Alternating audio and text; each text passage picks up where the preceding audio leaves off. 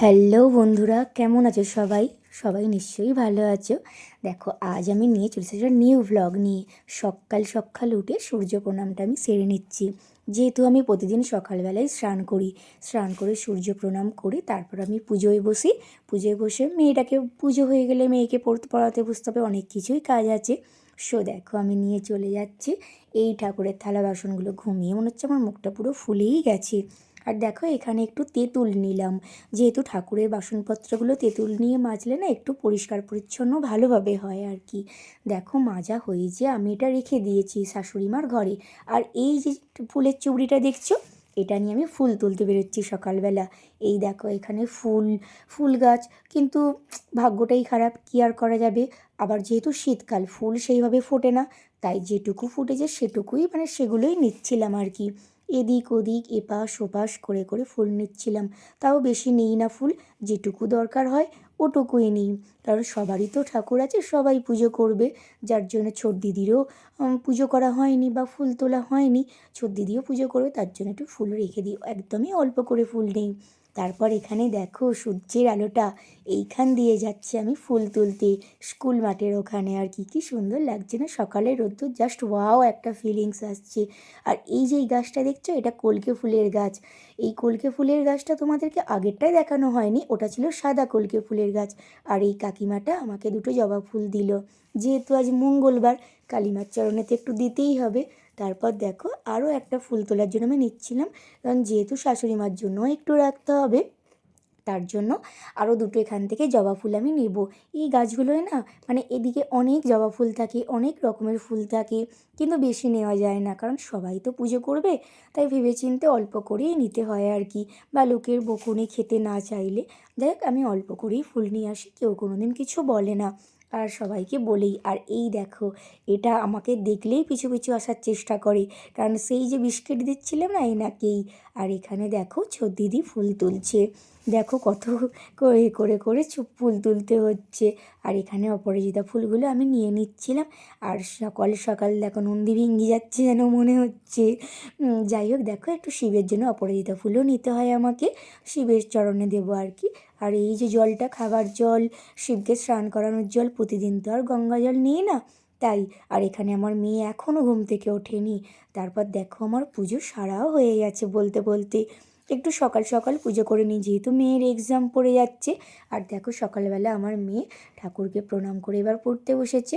আর আমাকেও দেখে না, কত বই কী করে যে হয়ে উঠবে জানি না।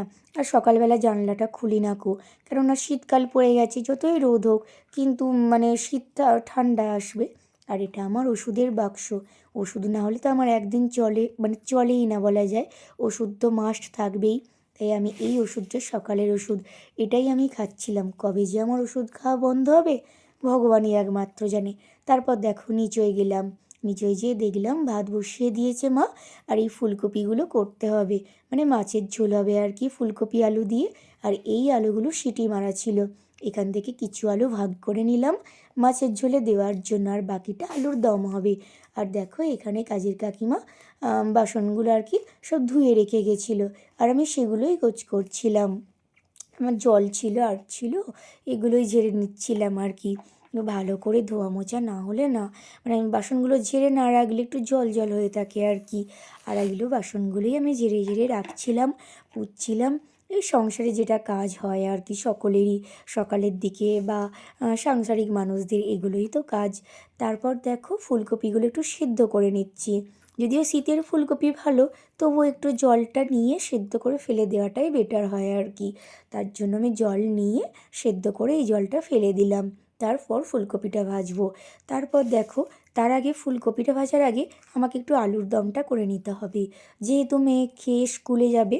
যার জন্য আমি কাঁচা লঙ্কা, টমেটো দিয়ে যেভাবে আমি আলুর দম করি, তোমরা তো নিশ্চয়ই আগে জেনেছো, আমি আদা বাটা দিই না, শুধুমাত্র জিরে গুঁড়ো বা হলুদ গুঁড়ো, টমেটো দিয়েই করি।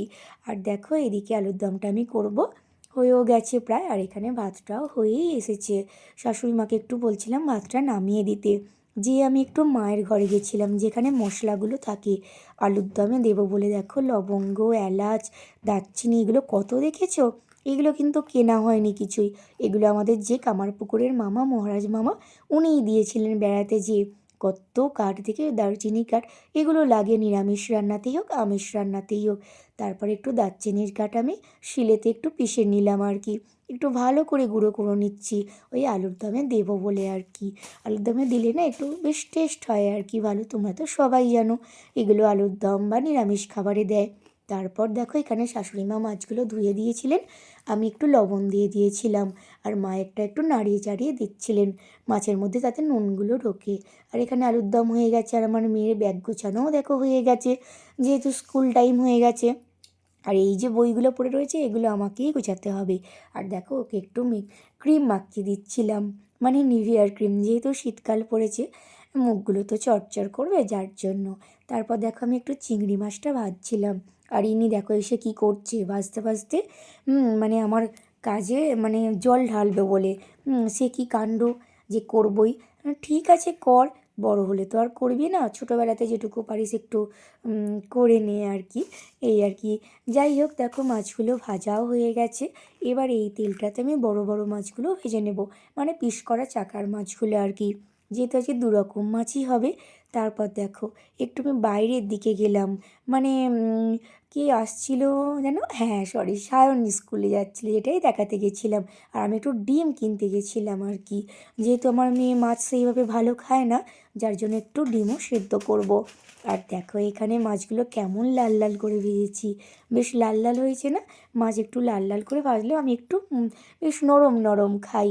তারপর দেখো এখানে পেঁয়াজগুলো আছে, পেঁয়াজগুলো একটু বেশিই কাটা হয়ে গেছিলো আজ আর কি, আলু ভাজাতে মাখবো বলে, কিন্তু আলু ভাজাতে আর দেওয়া হলো না পেঁয়াজগুলো, যেহেতু নষ্ট হবে তার জন্য সবগুলোই ভেজে নিলাম। আর এখানে আদা জিরের বাটা যে মশলাটা দেওয়া হয় আর কি ফুলকপি আলু মাছের ঝোলে, আমি সেগুলোই দিয়ে দিয়েছিলাম। সেগুলো দিয়ে এবার সব কিছুগুলো দিয়ে ভালো করে একটু কষাচ্ছিলাম, যেহেতু জানো তোমরা ভালো করে এই যে কষালে সমস্ত জিনিসের টেস্ট ভালো হয়। তারপর দেখো কষিয়ে আমি জলও দিয়ে দিয়েছি, জল দেওয়ার পর একটু পরেই ভাবছিলাম মাছগুলো দেবো। তারপর লাস্টে এই যে এটা ছিল না, এটা পালং শাক ছিল, পালং শাক দিয়ে ওই যে চিংড়ি মাছগুলো ভেজে রেখেছিলাম ওইগুলো দিয়ে আর কি ঝাল করব। দেখো এবার সব চিংড়ি মাছগুলো দিয়ে দিয়েছি, তারপরেই পালং শাকটা দিচ্ছিলাম, ভালো করে একটু নাড়াচাড়া করে নিচ্ছিলাম, করতে করতে একটু সাবমার্শালটা জ্বালানো হয়েছিল আর কি জলগুলো ভরার জন্য, জলগুলো ভরে নিয়েছি, মোটামুটি কাজ ফিনিশের দিকে আর কি। তারপর এখানে দেখো সমস্ত রান্না কমপ্লিট, মানে মাছের ঝোল, ডিম সেদ্ধ, আলু ভাতে, আর এখানে পালং শাকের ঝাল, মাছের মুড়ো ভাজা সবই হয়ে গেছে। আর এটা একটু বাপির জন্য পাঠাচ্ছিলাম, মানে আমি যেভাবেই প্রতিদিন বাপির জন্য পাঠাই আর কি, একটু একটু যেটুকু হয়, বাপি খেতে ভালোবাসে।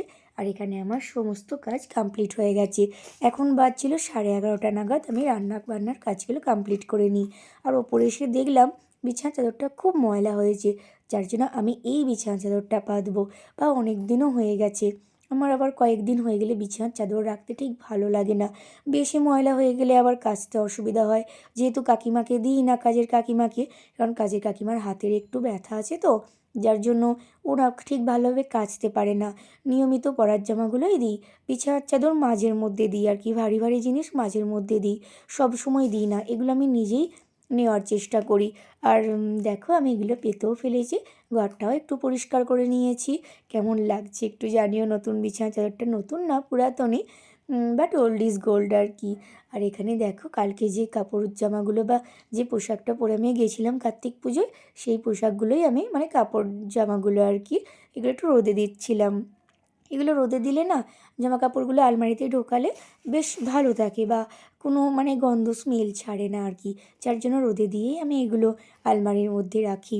তারপর দেখো এবার দুপুর হয়ে গেছে, আমি তো খেতে বসে পড়েছি। মাছের ঝোলটা যা হয়েছিল না, জাস্ট ওয়াও সুপার হয়েছিল, মানে আমি নিজেই রান্না করে নিজেই খাই এইরকমই বলতে পারো, খুবই ভালো হয়েছিল। আর এখানে দেখো আমার শাশুড়ি মা বসেছে ভাত খেতে, হয়েছে একটু ভালোভাবে সাজুগুজু করে নিয়েছে আর কি। আর এই যে এটা ছিল রসগোল্লা, আমি রসগোল্লা খেতে এত ভালোবাসি, দেখলাম মা খায়নি, যার জন্য আমি তো লুকিয়ে লুকিয়ে রসগোল্লাটা খেয়ে নিয়েছিলাম।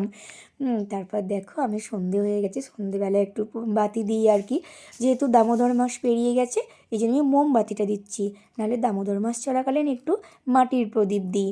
দেখো এখানে আমি বাতিটা নিয়ে আমি একটু নিচে গেলাম, হরির মন্দিরে দিলাম, আর এখানে পোপাই সোনা দেখো কী করছে। আর আমার দেখো ভিডিওটা আমার মেয়েই করে দিচ্ছিলো, প্রণাম করলাম। চট জলদি করছিলাম, মেয়েটাকে প্রাইভেট দিতে যেতে হবে তো। তারপর দেখো এই নাগেটসটা ছিল, মেয়েটা বায়না করেছে নাগেটস খাবে, যার জন্য একটু আজকে নাগেটসও ভেজে নিলাম, যেহেতু আমার দেওর এসেছে, ও খেতে ভালোবাসে। দেখো তো নাগেটসগুলো কীরকম, খুবই ভালো, মানে টেস্টি, সব রেডিমেড করা আর কি, শুধু রান্নায় তেল দিয়ে মানে কড়ায় তেল দিয়ে শুধু ফ্রাই করে নিতে হবে, জাস্ট ওয়াও খেতে সস দিয়ে আর কি। দেখো কী করে করছিলাম আমি, এই যে তেলটা ছিল না, ওই তেলটাতেই নাগেটসগুলো দিয়ে দিয়েছিলাম, আর একটু বেশ লাল লাল করে ভেজে তুলে নিয়েছিলাম। এর আগের বারও একবার এগুলো এনেছিল আমার দেওর, আমার তো খেয়ে এত ভালো লেগেছিলো, যার জন্য আমি বলেছিলাম যে আরেকটা প্যাকেট এনো তো, আবার ভাজবো, বলে যার জন্য আরেকটা প্যাকেট এনেছিল। আর প্রথমেই বলেছি আমি তো সবাইকে একটু আধটু যেমন পারি দেওয়ার চেষ্টা করি, যার জন্য এগুলোই একা খাইনি, মোটামুটি সবাইকে দিয়েই খেয়েছি আর কি। আর আমার দেওরের তো মানে পছন্দের ফেভারিট। আর এই পুচকুটাকে দেখো, পুচকুটাকে আমি দিচ্ছিলাম যে খাও খাও, জানি না ও খেতে পারবে নাকি, তবু যাই হোক একটুখানি মনে হচ্ছে খেয়েছে বা খাওয়ার চেষ্টা করছিল। তো ফাইনালি আমরা এবার রেডি হব খেতে, জাস্ট ওয়াও খেতে লাগছিল, আমি আর আমার মেয়ে খাচ্ছিলাম, দারুণ খেতে হয়েছিল। তোমরাও ট্রাই করে দেখো, খেয়ে দেখো নাগেটস কিনে, আশা করছি ভালো লাগবে। দেখ আমার ভিডিওটা এখানেই স্টপ করলাম, আবার চলে আসবো নিউ ভ্লগ নিয়ে। আজকে টাটা বাই।